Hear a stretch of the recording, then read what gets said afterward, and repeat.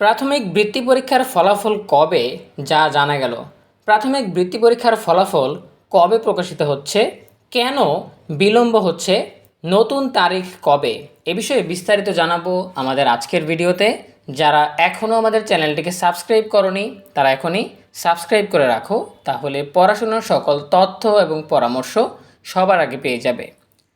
স্থগিত থাকা প্রাথমিক বৃত্তি পরীক্ষা চলতি বছরের এপ্রিলে অনুষ্ঠিত হয়। এই পরীক্ষার ফলাফল 10 জুনের পরে প্রকাশ হতে পারে। ইতিমধ্যেই অধিদপ্তরের IPMIS সিস্টেম বা লাইভ সার্ভারে ফলাফল দেখার লিঙ্ক উন্মুক্ত করা হয়েছে। একই সঙ্গে সংশ্লিষ্ট মোবাইল নম্বরে খুদে বার্তার মাধ্যমে ফলাফল পৌঁছে দেওয়ার পরিকল্পনা রয়েছে সরকারের। মঙ্গলবার 2 জুন প্রাথমিক শিক্ষা অধিদপ্তরের এক কর্মকর্তা এই তথ্য জানিয়েছেন। তিনি বলেন, প্রাথমিকের গোল্ড কাপ ফুটবল টুর্নামেন্ট আছে, এটা নিয়ে কাজ চলছে। সপ্তাহখানেক সময় লাগবে, 10 তারিখের পরে হতে পারে।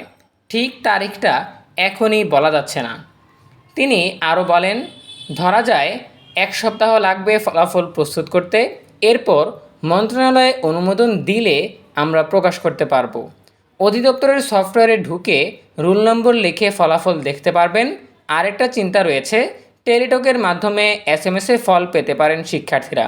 সেটা মাধ্যমিকের SSC পরীক্ষার ফলাফলের মতো হবে, এভাবেও দেওয়া হবে।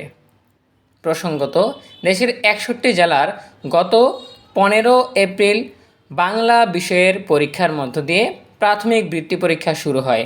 18 এপ্রিল বাংলাদেশ ও বিশ্ব পরিচয় এবং প্রাথমিক বিজ্ঞান পরীক্ষা দিয়ে শেষ হয়।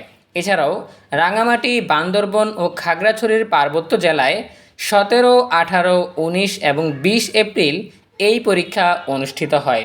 এবছর বেসরকারি প্রাথমিক বিদ্যালয়ে বা কিন্ডারগার্টেন শিক্ষার্থীরাও এই পরীক্ষায় অংশ নিয়েছেন। প্রিয় শিক্ষার্থীরা, এই ছিল আমাদের হাতে থাকা সর্বশেষ তথ্য। এখান থেকে আমরা জানতে পারলাম যে প্রাথমিকের বৃত্তি পরীক্ষার ফলাফল এখনও প্রস্তুত হয়নি। 1 সপ্তাহের মধ্যে প্রস্তুত করা হবে বলে আশা করা যাচ্ছে। আর 10 জুনের পর যে কোনো দিন ফলাফল প্রকাশ করা হবে। যদিও বলা হয়েছিল জুন মাসের প্রথম সপ্তাহে, সেই তারিখ কিন্তু পাল্টে গেছে। এখন নতুন তারিখ আমরা জানতে পারলাম যে 10 জুনের মধ্যে ফলাফল প্রস্তুত করা হবে। এরপর মন্ত্রণালয়ের কাছে অনুমোদন চাওয়া হবে। মন্ত্রণালয়ে যেদিন অনুমোদন দেয় সেদিনই ফলাফল প্রকাশিত হবে। সো আমরা বুঝতে পারতেছি যে ফলাফল প্রকাশ আরও বিলম্ব হচ্ছে। সর্বশেষ তথ্য জানার জন্য আমাদের সাথেই থাকো। এ বিষয়ে তোমাদের যে কোনো প্রশ্ন কিংবা মতামত জানাতে পারো কমেন্টে। দেখা হবে পরবর্তী আপডেট নিয়ে নতুন কোনো ভিডিওতে।